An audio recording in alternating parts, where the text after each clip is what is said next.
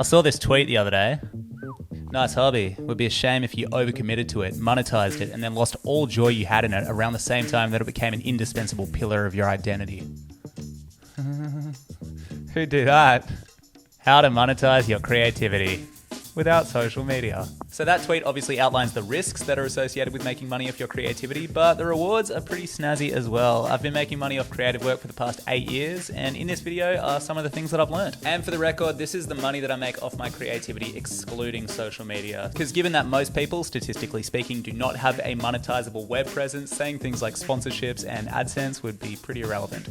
Probably the worst time to mention this now, but this video is sponsored by Shopify, but more on them later. Just before we start, this is just what's worked for me, so it might not work for you, and remember that this is an overview. But I will cover things like how much to charge for freelancing, products, how to cold email clients, how to DM people that you want to work with, and even some places to start your exciting paperwork journey. Hold on to your hats. We're diving in. Part 1. Identify your skills, present or future. So to monetize our creativity, we're first going to have to figure out what we can do. This feels like a nice place to start. Here are the main skills that I monetize. I just split them up into buckets. Visual. This includes illustration, art, graphic design. Film. This is videography, shooting, directing, editing, and occasionally producing. And ideas, which has ideation, creative direction, and writing. So on a piece of paper, just list out some of the skills that you have. Don't worry about monetizing them just yet. We'll get to that later. Now, if you're at the start of your creative journey, you might be like, oh man, I don't have any skills to monetize. Don't worry, this is cool and normal. If this is you, just write down the skills that you would like to monetize in the future, the skills you want to develop. Obviously, your journey will take a little longer than somebody who has already learned that skill, but that's just the way of the world, man. But yeah, there are ways to fast track that learning process, so we'll go through them later. So now that you've got your list of skills, we're going to make a second list. Who buys those skills? Who will trade what you can do for their money? You can obviously do this with multiple skills, but I'll give you one example, and that's with illustration. Underneath illustration, I would have, where does illustration get bought? Posters, packaging, animation character design, album covers, mascots, children's books, and so on. The list keeps going. Basically anywhere that you see illustration. This isn't a test, by the way. Feel free to use Google, or feel free to use this comment section. If you're like, oh, I actually don't know where films get bought, then there'll definitely be people in the comment section who can help you. What we're doing here is opening ourselves up to the possibility that our creativity is something that can be monetized. This is the first and a very large barrier in monetizing your creativity, because I think a lot of us have been conditioned into thinking our art and our music are hobbies. A lot of people who don't work in creative industries might feel like only the 1% of the 1% actually make money, but the reality is creative work is growing year on year, and there's enough money to go around, so why not you? All right, so now we got a rough idea of what you can do, what you might want to be able to do in the future, and some places where those skills get bought. Let's talk about actually making the money now. Part 2, freelancing. Quick definition, selling your creative skills to a business or another sole trader on a contractual project basis is called freelancing.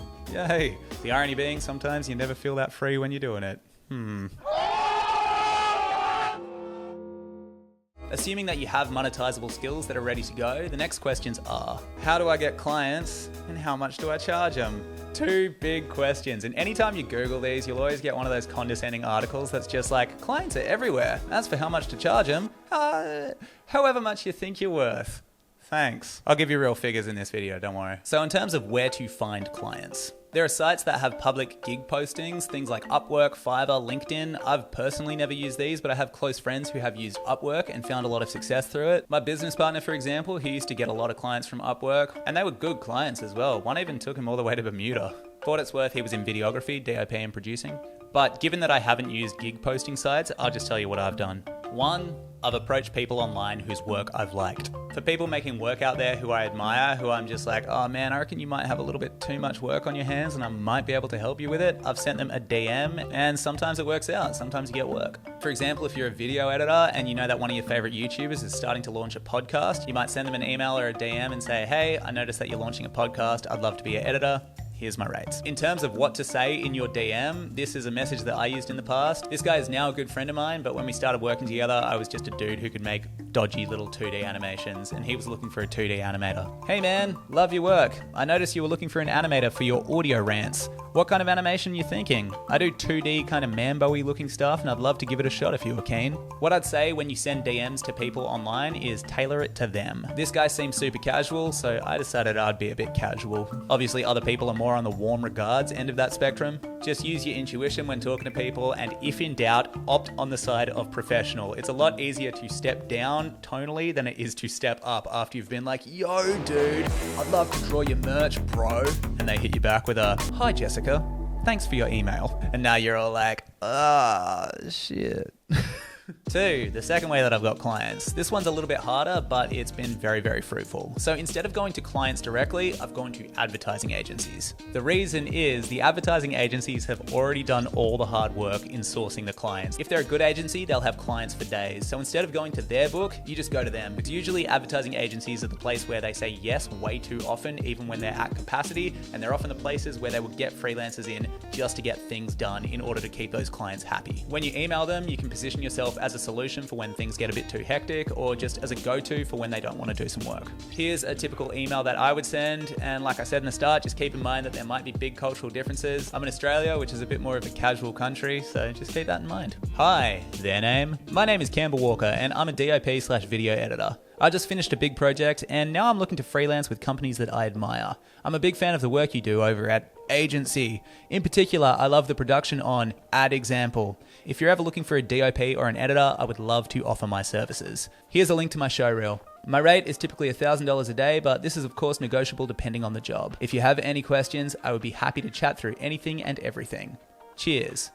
My name. Please consider the environment before printing this email. That last bit was a joke. When was the last time you saw someone print an email? Feel free to literally copy that directly. I'll put a copy-paste link in the description. Make it easy. With both of these tactics, DMing people and emailing advertising agencies, I would expect to have a hit rate of about 1 in 50. So for every 50 messages I send out, I will get 1 client. This can get a bit tricky if you're trying to send 50 DMs at once on something like Instagram, where you'll get blocked for sending too many. But if you space it out over a couple of days, yeah, should work. As for how much I charge, this is the big question, isn't it? People are always asking this. And please keep in mind, all of these figures are in Australian dollars. Australia's an expensive place to live. It's also a place where you have a high minimum wage, so these figures might seem high to you. They also might seem low to you. I don't know. These are my exact rates over the past years. I'm not shy about talking about money. Let's just do it. When I was 23, I didn't have many hard skills, but I found myself working at an agency, and I knew that I could work on pitches, which is something that agencies would take on and often not have the workload for. So I'd charge $300 a day to do pitches and copywriting. Looking back, I actually think it was a bit too much. I think I was overcharging for what I could do. At 24, I had a few more skills. I'd used a camera, I could video edit it, and I would charge $40 an hour, which worked out to a little bit more than $300 a day. It was 2015, and in the sluggish Australian media landscape, it was an uphill battle. At 25, I was getting a lot more into the production side of things, so less on agency and selling and more into cameras and video editing and directing. And so what I'd do instead of charging a daily or an hourly rate is I'd charge a flat rate for a whole shoot plus the edit. So for example, a 1-day shoot where I'd edit all of the rushes into an ad or a couple of ads, that would be $5,000. Over the next couple of years, I would stay as kind of like a one-man production team, and I'd charge between $500 and $1,000 a day. So I'd write the ads, film the ads, direct the ads, and then edit the ads. After that though, my time started getting scarce. This is when my comics and my art started taking off online, and I was like, oh, there are other ways to make money. Did you guys know about this? Because I didn't, but I am quite risk averse, especially with money, so I'd keep all the production contacts, and I kept upskilling, and then I started doing this thing called say no with a price. So when a job came in and I didn't want to do it, instead of saying no directly, I would say, this is going to cost $2,000 a day. And if that was too high and they said no, no harm done. But if they really wanted the work, then yeah, I got paid a bunch, and I got to start experimenting with higher rates. After saying no with a price and getting even more skills, I just started saying a blanket $2,500 a day. Sometimes it gets higher, sometimes it gets lower. But yeah, that's a snapshot of the evolution of my day rate. Does that help? Maybe. Does it surprise anybody? I don't think it would. Who knows? Before we get to part 3, I just want to talk about today's sponsor, and I do actually think that this is extremely relevant to the video, so this isn't just like a force-fit sponsor. I turn down like 95% of sponsors, and I only pick ones that I think are relevant to the channel, and also ones that I use, because Shopify, hell yeah, I use that. Seriously. Shopify is an all-in-one, easy-to-use online commerce platform. Anyone can use it, regardless of your technical ability, to start, grow, and maintain, and scale a business, baby. Boom. Shopify, most of us know, lets you sell online, but it also lets you sell in person and on social media. Ruthless.com, the place where I have all of my apparel, art, prints, all of that sort of stuff, that is built on Shopify. Actually, fun fact, when I switched to Shopify, my sales pretty much doubled, so that's bonkers. Shopify's been a huge pivotal piece in how I personally monetize my art. They got plugins, resources, and support from your first sale to full scale. Tagline, baby. And they support more entrepreneurs than anybody else in the world. Millions and millions of people in 175 different countries. Big flex. But most importantly, I can actually say that I use this and it has helped me make art my full-time job. I've really been looking for the perfect sponsor to grow this channel with for a while, and I'm glad to say it's Shopify. I know this is the ad, but yeah, I legit recommend them. Part 3, selling your art. I thought I'd stick this section in here because I imagine a lot of the people watching this might be makers of some kind. I'll use painting as mine, but I imagine this applies to a range of crafts: furniture making, millinery, tattoo, embroidery, stained glass, wedding dress couture. Pick your poison. Let's dance. So I remember earlier when I talked about the people who were like, oh, this is all well and good for people with monetizable skills, but what about me? I can't do anything. Here is how I crossed that divide. It was with muraling, something that I had never done, which now I have done. But when I hadn't done it, I was like, damn, there are so many murals. How are these people getting started, getting walls, and getting paid? I didn't know who to ask, so I just kind of came up with my own plan. I went around to local businesses and I said, hey, here's the offer. Free murals, just pay for paint. If they didn't like the mural, we could always paint back over it, mitigating their downside. So at best, they would get a good mural, and at worst, they would lose $100 in paint. A lot of local businesses were surprisingly keen on this.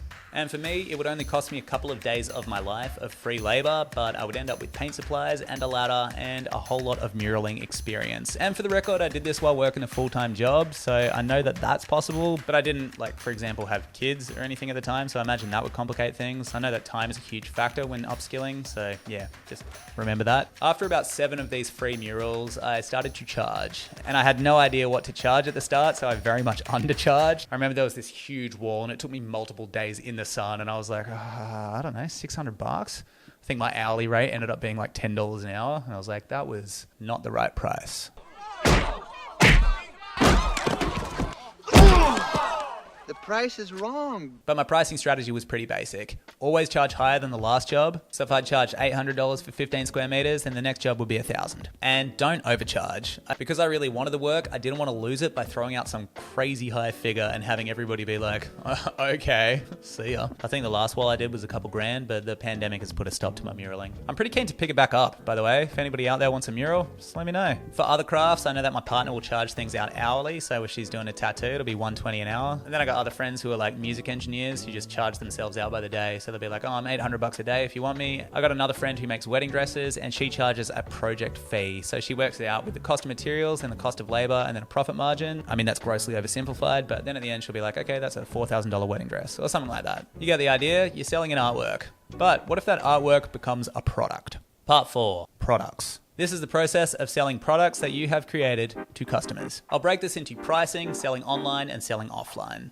Making products. Personally, as an illustrator, I like making clothes and prints, but you can be different. My friend Lil, for example, makes these cool conversation cards. My friend Zach makes wine, and my friend Bianca makes NFTs. The key distinction between products and the other ways to monetize your creativity is that anybody can be your customer, not just one business or somebody who's commissioning your work. And then you got selling products. Extremely generally speaking, the way that you price a product is you add up all of your costs, including labor, then you add a profit margin, and that is as low as you want your price to go. If you don't know what profit margin to add, I would recommend checking out your industry standard on a site like Ready Ratios. I'll leave a link in the description. So here we have, if you make leather goods, you know that most of your peers are working on a 44.4% profit margin. That's a lot of fours.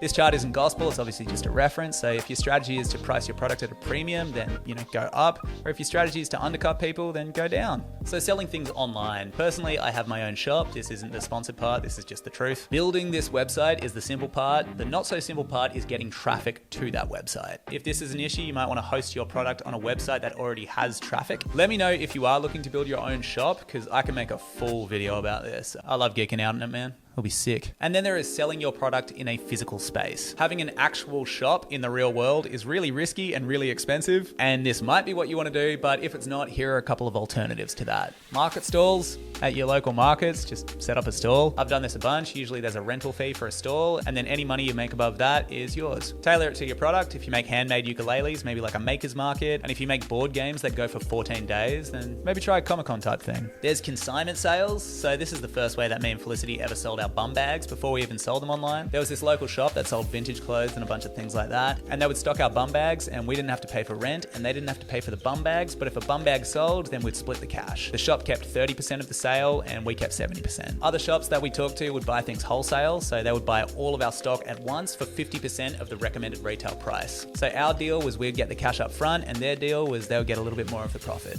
You get the idea. And then just think outside the box. How substitute teacher was that? But I do mean it. There are overlooked places like cafes and pubs. If you, for example, make designer keep cups, selling them in a cafe is exactly where your market is. You get sales, they look cool for supporting people who make stuff. Life's good. All right, so that's selling products.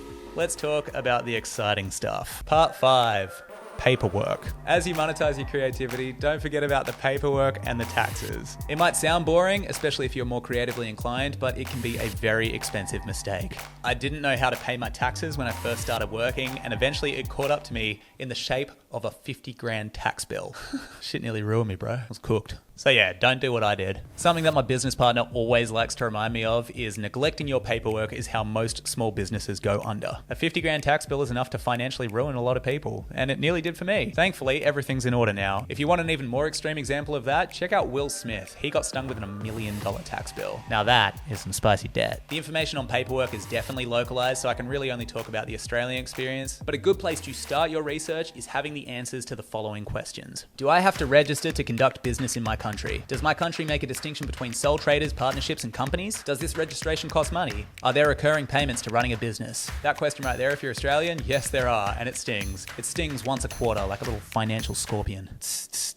Oh, my wallet. What bookkeeping and accounting software or method will I use? Personally, we use Xero. How often will I reconcile my books? How will I pay tax? What in my life is tax deductible? Personally, I use an app called HubDoc, which connects straight to Xero, so you can take photos of your receipts immediately and you don't have to carry them around with you. I definitely recommend getting on top of that stuff early. Now, all of these questions might sound scary to you, but the alternative is way freakier. It might take you about a day to find all of those answers, but you will thank yourself later. And for the record, yeah, I no longer avoid tax bills.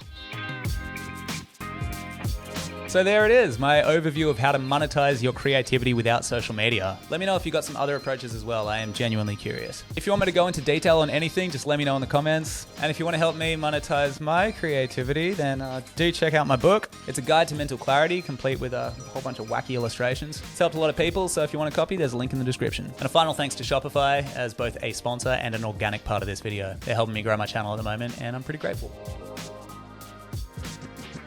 Anyway, have an amazing day and good luck. Catch ya.